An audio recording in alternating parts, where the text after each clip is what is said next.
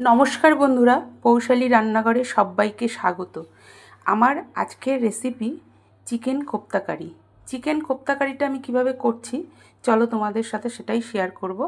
আমি আজ প্রথম করছি চিকেন কোপ্তা কারিটা। সবাইকে দেখি চিকেন কোপ্তা কারি করে, তা আমারও খুব শখ হলো যে আজকে আমি চিকেন কোপ্তা কারিটাই করি। তা চিকেন আমার ঘরে একটুখানি ছিল, বেশি নেই, অল্প একটুই ছিল চিকেন, সেটা দিয়েই আমি কোপ্তা কারিটা করব। তো কোপ্তা কারির সঙ্গে আর কি কি দেবো সেটাই তোমাদের সাথে শেয়ার করব। দেখো সোয়াবিন আমি জলে ভিজিয়ে রেখেছিলাম, দেখো কি সুন্দর ফুলে উঠেছে সোয়াবিনগুলো। সোয়াবিন চিপে চিপে তুলে রেখেছি জল থেকে, ঠান্ডা জলেই ভিজিয়েছিলাম। আর এদিকে আলু ডুমো ডুমো করে কেটে সেটাকে একটুখানি ভাপ দিয়ে রেখে দিয়েছি। আলু সোয়াবিন দিয়ে চিকেন কোপ্তা কারিটা আজকে আমি করব। চিকেন কোপ্তা কারিটা শুধুই করা যায় যদি চিকেনটা বেশি থাকে। আমার তো যেহেতু চিকেনটা কম, ওর জন্য আমি শুধু করতে পারলাম না, তার সঙ্গে একটু আলু সোয়াবিন মিশিয়ে চিকেন কোপ্তা কারিটা আজকে আমি করব। তা আমার রেসিপিটা আমার কাছে মনে হচ্ছে একটু নতুন। তোমাদের কাছে কি মনে হবে সেটা একটু কমেন্টে জানিও।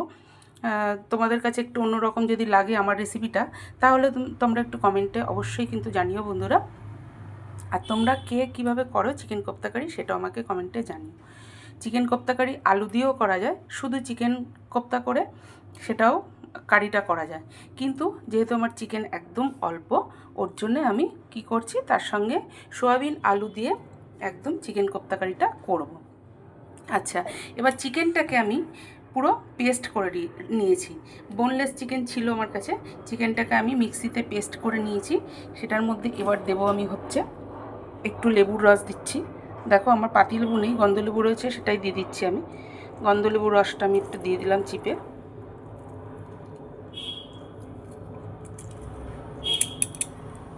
দিয়ে দিলাম গন্ধলেবুর রসটা।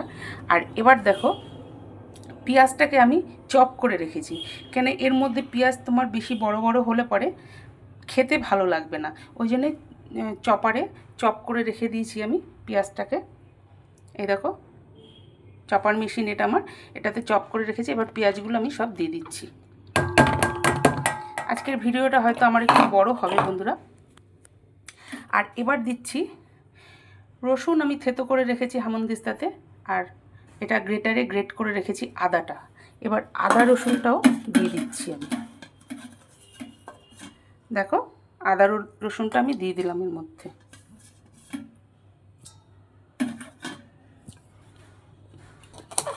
পেঁয়াজটাকে সম্পূর্ণ দিয়ে দিচ্ছি। আচ্ছা, এবার দেব জিরে গুঁড়ো অল্প, ধনে গুঁড়ো অল্প, কাশ্মীরি লঙ্কার গুঁড়ো,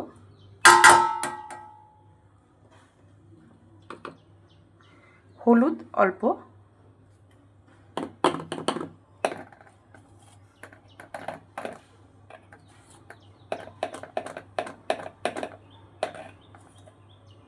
সামান্য একটু গরম মশলা গুঁড়ো দিয়ে দিচ্ছি।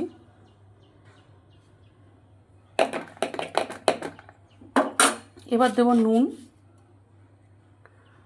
পরিমাণ মতো নুন দিয়ে দিলাম।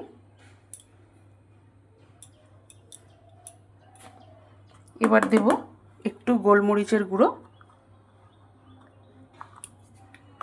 আচ্ছা, এবার দেব তোমার চালের গুঁড়ো। দেখো চালের গুঁড়ো দিয়ে দিচ্ছি।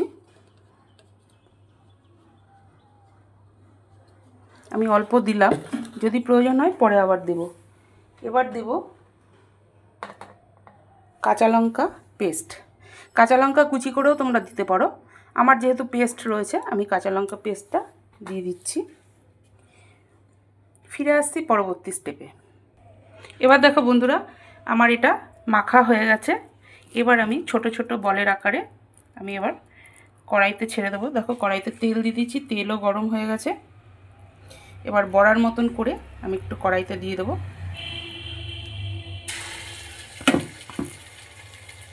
একটু ভেজে নেবো এগুলো।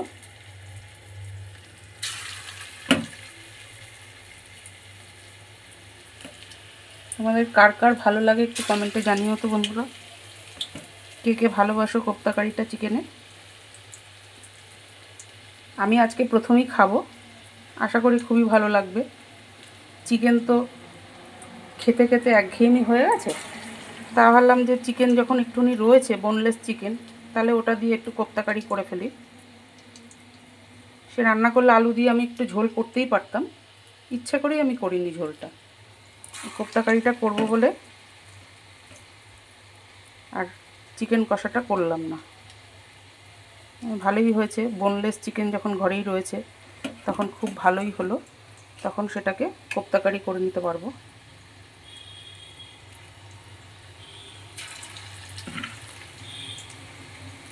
তোমরা কে কে খেয়েছো একটু কমেন্টে জানিও, আর যারা যারা খাওনি তারা এইভাবে করে খেয়ে দেখো, আশা করি তোমাদের খুব ভালো লাগবে। যদি ভালো লাগে তাহলে আমাকে কমেন্টে কিন্তু জানাতে ভুলো না।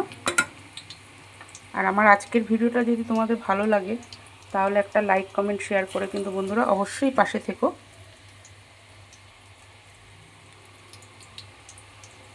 ফিরে আসছি পরবর্তী স্টেপে। এই দেখো বন্ধুরা, চিকেনের কোপ্তাগুলো খানিকটা ভাজা হয়ে গেছে, আর কিছুটা দিয়েছি কড়াইতে ভাজছি। ফিরে আসছি পরবর্তী স্টেপে। দেখো বন্ধুরা, আমার কোপ্তাগুলো ভাজা হয়ে গেছে। এবার আমি তেলের উপর দিয়ে দিচ্ছি গোটা গরম মশলা, 2টো এলাচ, 2টো লবঙ্গ, 2টো দারচিনি দিয়ে দিলাম, 2টো তেজপাতা দিয়ে দিলাম। এবার দিয়ে দেবো আলুগুলো। আলুগুলো একটু ভেজে নেব।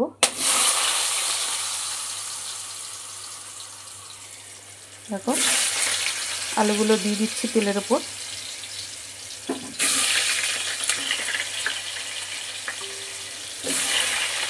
দিয়ে দিলাম আলুগুলো। এবার দিয়ে দেবো একটু পেঁয়াজ কুচি ওর সঙ্গে। দেখো কুচনো পেঁয়াজ দিয়ে দিলাম। এবার আমি আলুটাকে ভেজে নেব। কড়াইটাকে ঢেকে দেবো, ঢাকা দিয়ে দিয়ে আলুটাকে ভাজবো। ঢেকে দিলাম। ফিরে আসছি পরবর্তী স্টেপে। বন্ধুরা, আলু পেঁয়াজটা ভাজতে ভাজতে আমি সয়াবিনটাও দিয়ে দিয়েছি। এবার দিয়ে দিচ্ছি নুন, পরিমাণ মতো নুন দিয়ে দিলাম। এবার দেবো হলুদ,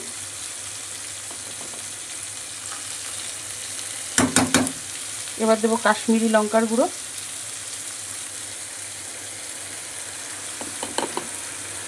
এবার দেবো জিরে, ধনে জিরে,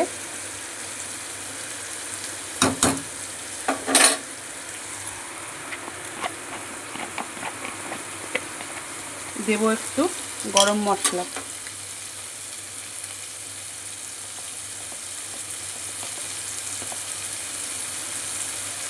গরম মশলা দিয়ে দিলাম।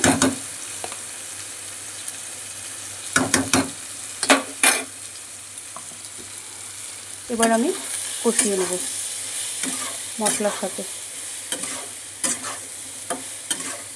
সয়াবিন, আলু, পেঁয়াজ সব একসঙ্গে কষিয়ে নিচ্ছি।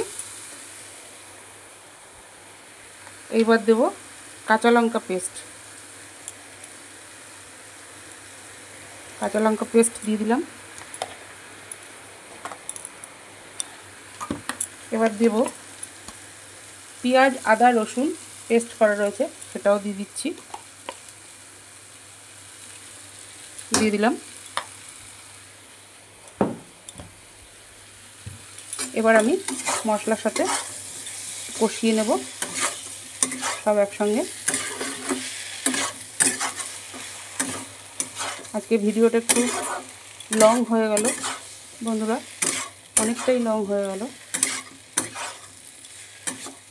দেখো আবার একটুখানি জল দিয়ে কষাবো আমি, নাহলে মশলাগুলো সব পুড়ে যাবে।